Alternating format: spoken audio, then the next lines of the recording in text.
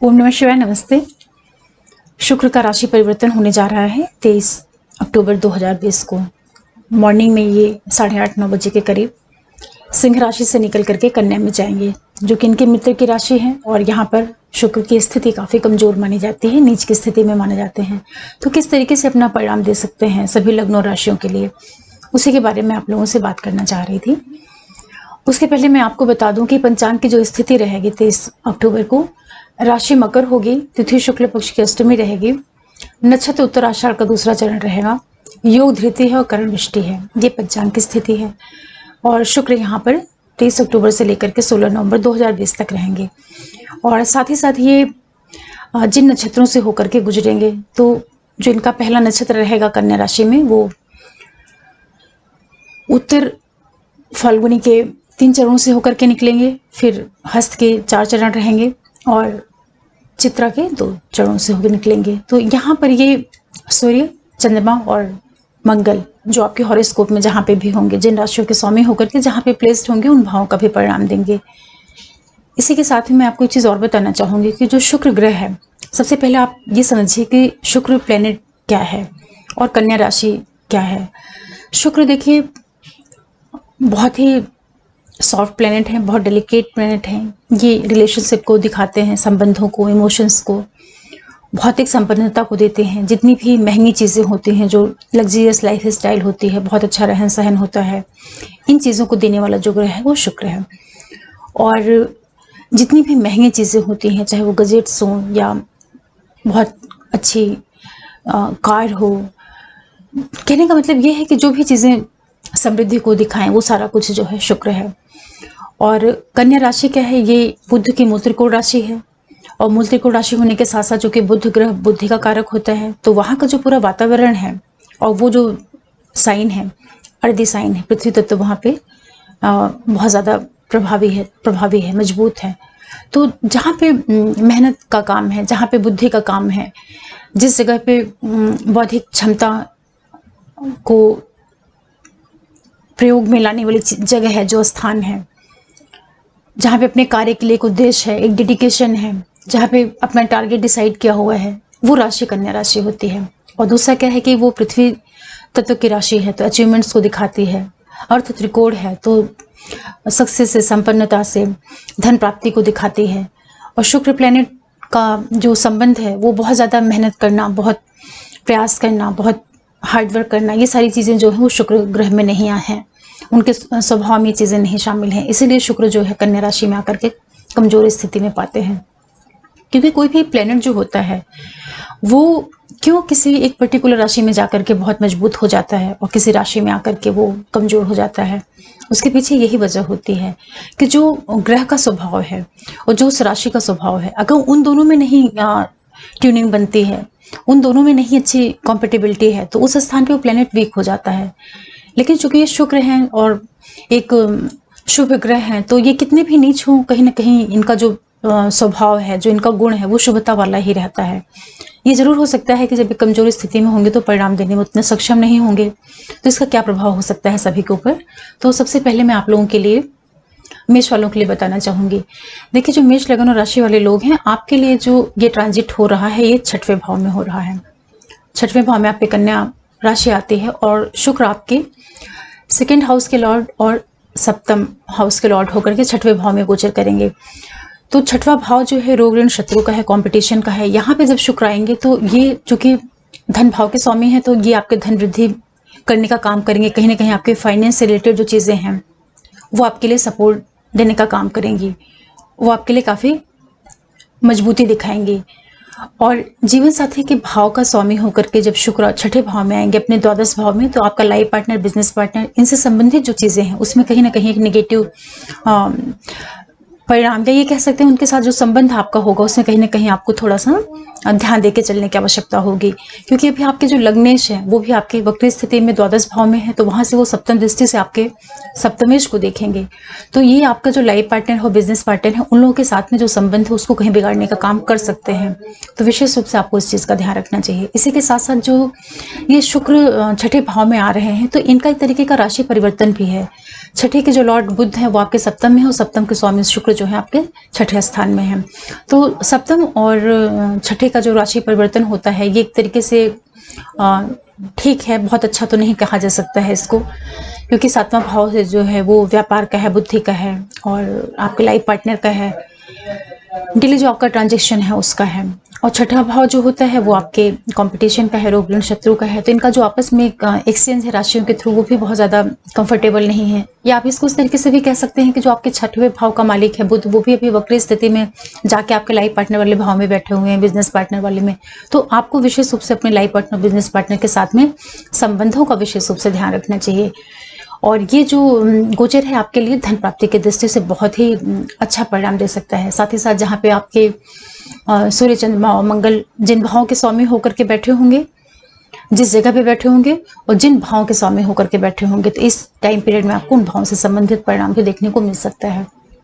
और दूसरी एक चीज़ आपका और ध्यान रखना है कि शनि अभी आपके 10वें भाव में है, तो वहाँ से वो अपने 10th एस्पेक्ट से आपके 7th हाउस को देखेंगे। तो विशेष रूप से आपको मैं यही कहूँगी कि अपने लाइफ पार्टनर और बिजनेस पार्टनर के लिए आप बहुत ज़्यादा सजग होकर रहिएगा। उस ओर जरा भी लापरवाही जो है वो ठीक नहीं रहेगी। और साथ ही साथ एक चीज़ और है कि पंचमेश जो आपका सूर्य है वो भी अभी नीच स्थिति में 7वें भाव में है। तो जो भी आपका प्रेम संबंध वगैरह है उन चीज़ों में भी थोड़ा सा भी एक थोड़ा खटास जैसी स्थिति भी बन सकती है। तो उसका भी आपको विशेष रूप से ध्यान रखना चाहिए कि संबंधों में कोई खिंचाव नहीं आने पाए। बहुत छोटा सा ट्रांजिट है, उसके बाद चीज़ें आपके लिए सपोर्ट में आ जाएंगी। हालांकि गुरु आपके भाग्य भाव में बैठ करके आपको काफ़ी सपोर्ट करेंगे, चीज़ों को बिगड़ने नहीं देंगे। राहु द्वितीय स्थान में है तो आप अपने वाणी का भी विशेष रूप से प्रभाव ध्यान रखिएगा कि कहीं आपके वाणी की वजह से आपको जो रिलेशनशिप है किसी से वो ना बिगड़ने पाए। उसके बाद जो दूसरी लगन और राशि वृषभ है, देखिए वृषभ वालों के लिए जो ये ट्रांजिट होगा ये आपके कुंडली में एक तो ये आपके लगन के लॉर्ड हो जाएंगे। लग्न के लॉर्ड होने के साथ साथ ही आपके छठवें भाव के स्वामी होंगे। लग्न और छठवें भाव के स्वामी होकर के आपके 5वें स्थान में आएंगे।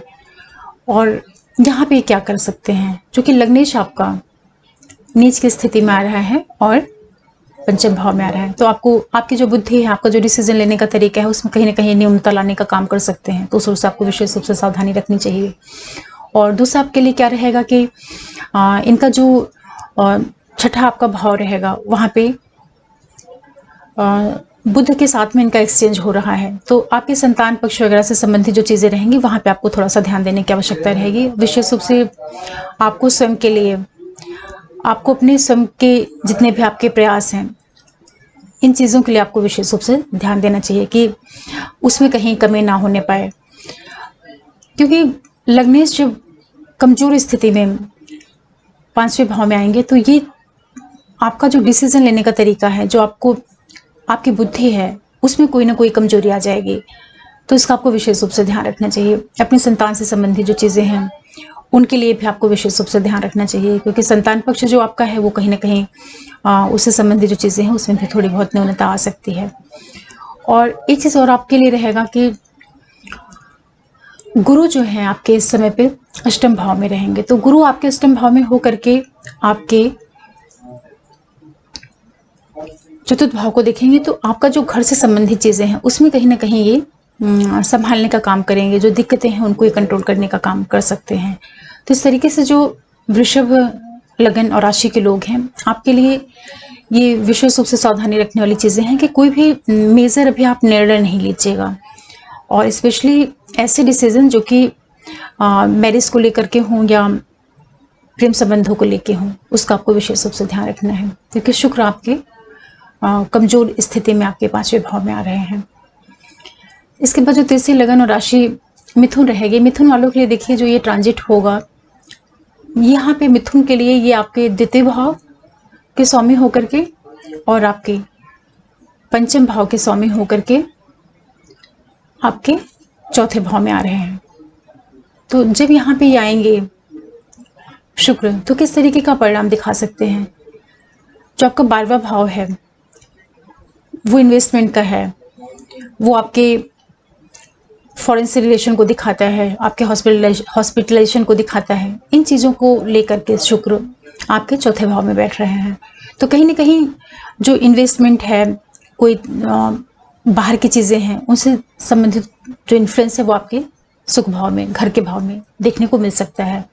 और ये आपके 7वें भाव, पंचम भाव के भी लॉर्ड हैं, तो 5वें के मालिक होकर के शुक्र आपके चतुर्थ में बैठे हैं। तो इस टाइम पीरियड में विशेष रूप से जो आपका संतान पक्ष है, उससे संबंधित जो चीज़ें होंगी उनका आपको विशेष रूप से ध्यान रखना है। उनसे जुड़ी हुई कोई डिसीजन लेना है, कोई निर्णय लेना है, उसके लिए टाइम पीरियड बहुत अच्छा नहीं होगा। उसको बहुत सोच समझ करके तभी लीजिएगा, क्योंकि उसके लिए टाइम पीरियड कहीं से भी सपोर्ट नहीं करेगा। पंचमेश जो है अपने से द्वादश भाव में जाके बैठा हुआ है। और दूसरा क्या है कि यहाँ पे जो चतुर्थ का लॉर्ड रहेगा आपका बुध, वो पंचम के साथ में राशि परिवर्तन कर रहा है, तो एक तरीके से बहुत अच्छा योग भी है। चतुर्थ और पंचम का जब राशि परिवर्तन होता है तो राजयोग की स्थिति को निर्मित करता है। तो उस दृष्टि से देखा जाए तो ये टाइम पीरियड आपके लिए कुछ चीज़ों में काफ़ी अच्छा भी परिणाम दे सकता है।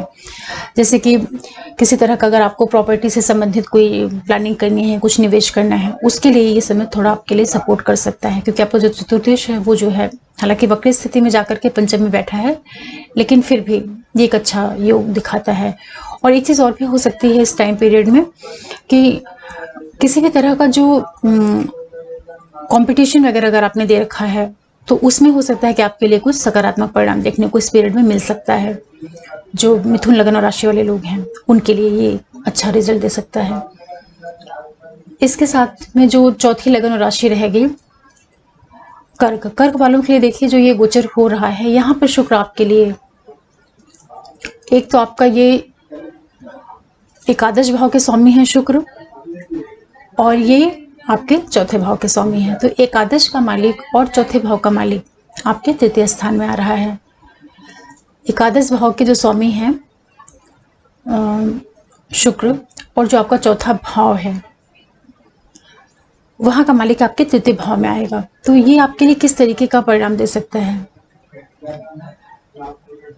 एकादश भाव जो रहेगा वो आपके लिए सब तरह की प्राप्तियों का भाव है।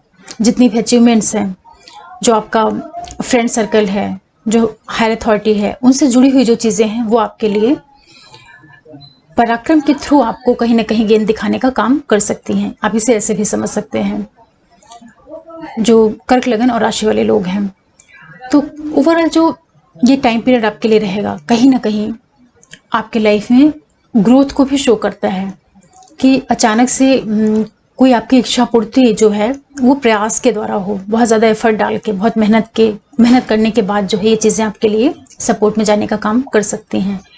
और साथ ही साथ यहाँ पे जो चतुर्थ का मालिक होकर के ये नीच की स्थिति में अपने से द्वादश थर्ड हाउस में आ रहा है, तो ये जो टाइम पीरियड रहेगा कर्क वालों के लिए, तो आपको विशेष रूप से जो आपका घर का अंदरूनी सुख है उस और आपको विशेष रूप से ध्यान रखना है। अपने माता से संबंधित जो चीज़ें हैं उसका आपको विशेष रूप से ध्यान रखना चाहिए। साथ ही साथ जो कोई भी अगर आप इन्वेस्टमेंट से रिलेटेड प्लानिंग कर रहे हैं, मकान से संबंधित या किसी भी तरह का जो सेल परचेज वाली चीज़ें हैं, प्रॉपर्टी से संबंधित हैं, तो उनको बहुत सोच समझ करके आपको करना चाहिए।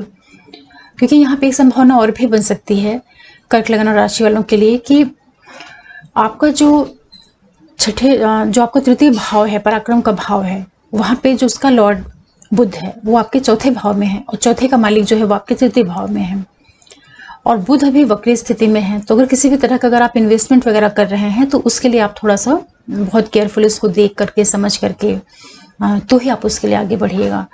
हालांकि ये जो पूरा टाइम पीरियड रहेगा कहीं ना कहीं आपके लिए इच्छा पूर्ति का काम अवश्य करेगा। तो कोई अगर आपकी पेंडिंग कोई चीज़ें आपने पहले से प्लान करके रखा हुआ है जिसका रिजल्ट का वेट कर रहे हो, तो हो सकता है कि उसके लिए आपके लिए टाइम पीरियड काफ़ी शुभ परिणाम भी दे सकता है।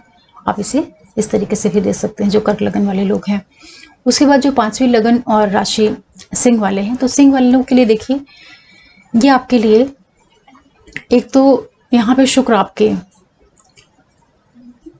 10th हाउस के लॉर्ड हैं, और आपके ये जो आपका तृतीय पराक्रम भाव है उसके स्वामी होकर के ये आपके द्वितीय भाव धन भाव में आ रहे हैं। तो यहाँ पे किस तरीके का परिणाम दे सकते हैं, ये एक अच्छी स्थिति है। और जो भी आपका लग्नेश है सूर्य, वो भी तृतीय हाउस में है, सूर्य में नीच की स्थिति में। तो यहाँ पे जो आपका कर्म क्षेत्र रहेगा वो बहुत मेहनत के साथ, मतलब आपका जो प्रोफेशन है, वर्क है, उसमें काफ़ी मेहनत के बाद मेहनत के साथ में आपको धन प्राप्ति की स्थितियां भी निर्मित होंगी। हालांकि लग्नेश थर्ड में है तो और नीच की स्थिति में है, लेकिन चूंकि तीसरा भाव है तो वहां पे सूर्य कितने भी कमजोर हो लेकिन वो एक अच्छा परिणाम देने में सक्षम होते हैं।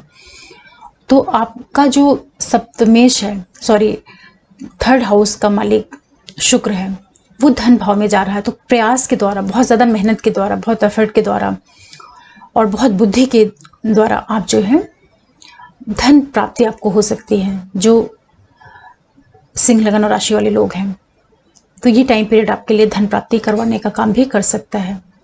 सिंह लगन और राशि वालों के लिए इस पीरियड में आपको थोड़ा सा ध्यान देना चाहिए कि जो आपके भाई बहन वगैरह हैं उनसे जो आपके संबंध हैं वो ना बिगड़ने पाए, उसका विशेष रूप से ध्यान रखना है। और आपका जो खुद का स्वास्थ्य है उसका भी आपको विशेष रूप से ध्यान रखना चाहिए, क्योंकि अभी आपके मंगल जो है वो भी अष्टम भाव में वक्री स्थिति में है, तो उनका एस्पेक्ट आपके द्वितीय भाव पे जाएगा और वहां पे बुध है वक्री स्थिति में।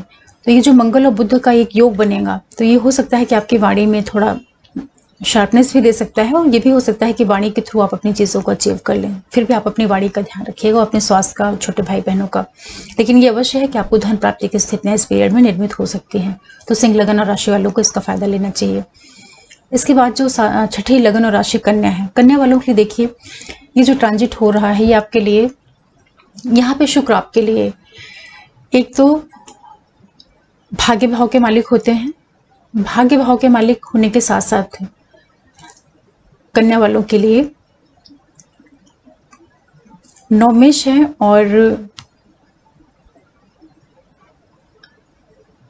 आपके धनेश है, दूसरे भाव के मालिक का और भाग्य भाव के मालिक का जो योग बन रहा है वो लगन में बन रहा है। तो लग्न में आकर के शुक्र जब नीच की स्थिति में होंगे तो ये क्या कर सकते हैं। भाग्येश जब नीच की स्थिति में आएगा लगन में, कन्या में, तो हालांकि चूंकि भाग्येश है और केंद्र त्रिकोण का ही संबंध बन रहा है तो आपके लिए शुभता भरा परिणाम ही देगा, और ये कहीं ना कहीं आपके लिए धन प्राप्ति की स्थिति अवश्य निर्मित करेगा, क्योंकि यहाँ पे लग्न में आपके शुक्र बैठ रहे हैं और धनेश होकर के, और लगन का जो मालिक है वो वक्री स्थिति में धन भाव में गया है। तो ये जो राशि का एक्सचेंज हो रहा है आपके लग्न और धन भाव दोनों के बीच में हो रहा है, तो ये पीरियड भी आपके लिए काफी सपोर्टिंग और बहुत शुभता देने वाला काम कर सकता है। तो कन्या लगन और राशि वाले जो लोग हैं, आपको विशेष रूप से इस पीरियड में जो भी आपके पिता से संबंधित चीजें हैं, आपको थोड़ा अपने पिता का भी ध्यान रखना चाहिए। आपके जो हायर एजुकेशन है वो थोड़े से ऑब्स्टेकल्स के साथ में कंप्लीशन की ओर जा सकती है। धर्म कर्म से संबंधित जो चीजें हैं वो आपके लिए सपोर्ट का काम करेंगी, और साथ ही साथ धन वृद्धि के संकेत आपके लिए अवश्य बनेंगे। तो इस तरीके से जो कन्या लगन और राशि वाले लोग हैं उनके लिए भी टाइम पीरियड कुल मिला करके धन की दृष्टि से काफी अच्छा है। और ये जरूर आपको करना होगा कि थोड़ा सा अपने लाइफ पार्टनर के लिए ध्यान दीजिएगा कि उनके साथ जो आपका संबंध है उसमें भी तरह से मजबूती आ सकती है, क्योंकि आपका भाग्येश जो है लगन में बैठ करके भले वो कमजोर स्थिति में है लेकिन सप्तम भाव को देखेगा तो जीवन साथी के साथ जो संबंध है उसमें भी कहीं ना कहीं वो थोड़े बहुत ऑब्स्टेकल्स के साथ में संबंधों को बढ़ाने का ही काम करेगा, क्योंकि शुक्र जो ग्रह है तो वो प्रेम का ही ग्रह, संबंधों का ग्रह है, तो उसको वो बिगाड़ेगा नहीं बल्कि वो एक तरीके से उसको संभालने का ही काम करेगा। इस तरीके से मेष से लेकर के जो कन्या लगन और राशि वाले लोग हैं आप लोगों के लिए शुक्र का जो गोचर है इस तरह से मिला जुला परिणाम लेके आ रहे हैं। और ये जरूर है कि ये रिजल्ट आपको तभी देखने को मिलेगा जब आपकी हॉरोस्कोप में शुक्र महादशा अंतर या प्रत्यंतर में कहीं आ रहा होगा। इसके अतिरिक्त ये जो गोचर होगा ये बहुत ही सामान्य परिणाम देता है, बहुत साधारण रिजल्ट देता है, क्योंकि ट्रांजिट में तो सारे ग्रह इस तरह से आते रहते हैं, लेकिन वो प्रभावित तभी होंगे जब आपके हॉरोस्कोप में उस ग्रह की डेबियत चल रही हो कहीं बीच में। और दूसरा ये भी है कि ग्रह आपके हॉरोस्कोप में कितना मजबूत स्थिति में है ये भी देखने की चीज होती है। अगर कुंडली में काफी मजबूती से बैठा होगा तो परिणाम देने में सक्षम होगा, अगर वहां पे वीक स्थिति में होगा तो उतना अच्छा परिणाम वो नहीं दे पाएगा, इसका भी आपको ध्यान रखना है। तो आशा करती हूँ कि आपको इस गोचर से थोड़ी बहुत जानकारी मिली होगी, अपने इस टाइम को कैसे आपको मैनेज करना है। नेक्स्ट वीडियो में मैं तुला से लेकर के मीन वालों के लिए बताऊंगी शुक्र के ट्रांजिट के बारे में। और साथ ही मैं आप लोगों से एक रिक्वेस्ट करूंगी कि अगर आप पहली बार देख रहे हैं मेरे चैनल को और आपको अच्छा लग रहा हो तो आप प्लीज़ सब्सक्राइब करें, मेरे चैनल को लाइक करें, शेयर करें और बेल आइकन को जरूर से प्रेस करके रखें, जिससे कोई भी मैं नया वीडियो डालूं तो नोटिफिकेशन आप लोगों को मिले। आगे मैं फिर कुछ लेके आऊँगा आप लोगों के लिए एस्ट्रोलॉजी से रिलेटेड। तब तक के लिए ओम नमः शिवाय, नमस्ते।